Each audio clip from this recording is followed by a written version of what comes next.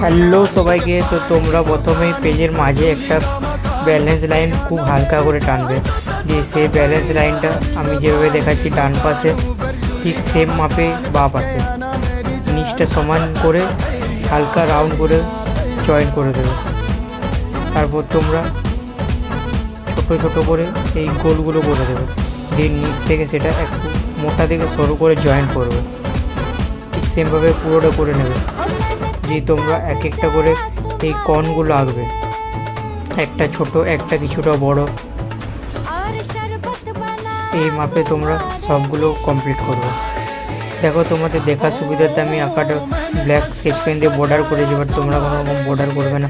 তো ফার্স্টে এক পাশটা তোমরা রেড কালার করবে, তো পুরোটা রেড কালার করে দেওয়ার পর তার পাশেরটা তোমরা গ্রে কালার করবে। ঠিক সেমভাবে পুরোটা করবে রেড, তার পাশে আবার অ্যাশ কালারটা, এইভাবে পুরোটাও তোমরা কমপ্লিট করবে। এটি পুরোটা করে নেবে।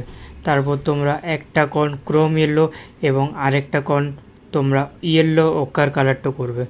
তো পুরো আঁকাটা আমি পোলো অয়েল প্যাস্টেল দিয়ে দেখাচ্ছি, তো তোমরা চেষ্টা করবে পোলো অয়েল প্যাস্টেল কালার ব্যবহার করো। সব শেষে তোমরা নিচটা গ্রিন কালারটা দিয়ে দেবে, ডিপ থেকে হালকা করে, উপরটা ডিপ নিচটা হালকা হয়ে যাবে।